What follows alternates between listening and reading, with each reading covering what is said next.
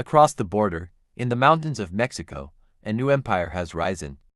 Brutal, fast, and more dangerous than the cartels that came before it. The Jalisco Generación cartel CJNG is now considered one of the most powerful and violent criminal organizations in the world. Led by Nemesio Oseguera Cervantes, known as El Mencho, CJNG spread from the Mexican state of Jalisco into nearly every continent. But their most profitable and most dangerous battlefield is the United States of America. This is the story of CJNG's war for control of the U.S. drug market and the FBI's desperate battle to stop them. This is CJNG, the Jalisco Generación Cartel's war in America. CJNG was born in blood.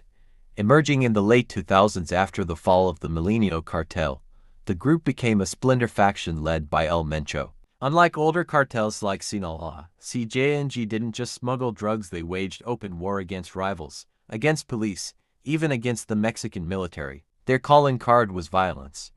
Bodies hanging from bridges, mass graves in the desert, entire towns massacred to send a message. In less than a decade, CJNG transformed into Mexico's most feared cartel, and they weren't stopping at the border. By the early 2010s, U.S. agencies began to notice something alarming. Large shipments of methamphetamine and fentanyl, deadly synthetic opioids, were flooding into American cities. The source, CJNG. CJNG built a distribution empire inside the United States. They used front companies, corrupted truck drivers, and local street gangs to move their product. From Los Angeles to Houston, from Chicago to Atlanta, the serpent of Jalisco had spread its coils across America. CJNG's deadliest weapon wasn't cocaine or heroin, it was fentanyl. 50 times stronger than heroin, a few grains can kill. CJNG manufactured fentanyl in secret labs in Mexico, then pressed it into counterfeit pills that looked like prescription drugs. In the US, overdoses skyrocketed. Tens of thousands died each year. Parents buried children. The FBI called it the deadliest wave of drug deaths in American history, and behind it all, CJNG grew richer. The FBI and D launched joint operations targeting CJNG networks in America. They tracked money launderers, followed truck routes, and used wiretaps to intercept cartel calls. But CJNG was clever. They hid money through cryptocurrency. They used encrypted apps. They recruited corrupt U.S. border officials. For every raid, another shipment made it through. The FBI realized they weren't just chasing drug dealers. They were fighting a foreign army embedded in America. CJNG wasn't content with smuggling. They brought violence into the United States. In Houston, cartel gunmen executed rivals in broad daylight. In Los Angeles, a warehouse full of fentanyl pills was guarded by armed men with military-grade rifles. In Chicago, gangs allied with CJNG sparked turf wars, leaving bodies in alleys. For the FBI, this was no longer just organized crime. It was narco-terrorism.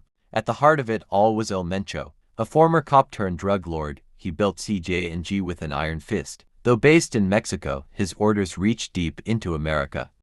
Agents called him the ghost, rarely seen, impossible to catch. Every shipment, every killing, every bribe ultimately tied back to El Mencho. The FBI declared him one of the most wanted fugitives in the world. In 2020, the FBI and D launched Operation Python, their largest strike against CJNG. Hundreds of raids across the U.S. led to 750 arrests, the seizure of millions in cash, and tons of narcotics. But even as the FBI celebrated, CJNG struck back.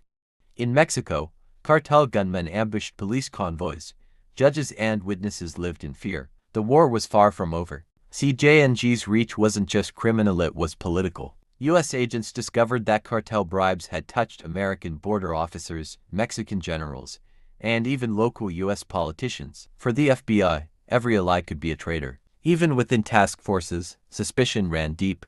Who could be trusted when CJNG's money was everywhere? Today, CJNG is considered America's biggest drug threat. Meth, cocaine, heroin, and fentanyl all flowing from Mexico into U.S. cities. The FBI estimates CJNG makes billions every year from the U.S. market alone. But the human cost is worse: addiction, violence, overdose, and fear. For families across America, CJNG's war isn't just across the border.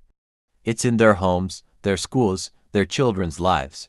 El Mencho remains at large. His cartel grows stronger every year. The FBI vows to stop them, but agents admit it's a war that may never truly end. Because as long as there is demand, there will be supply. And as long as there is profit, there will be blood. CJNG is more than a cartel. It is a shadow empire, one that has crossed the border and declared war on America itself.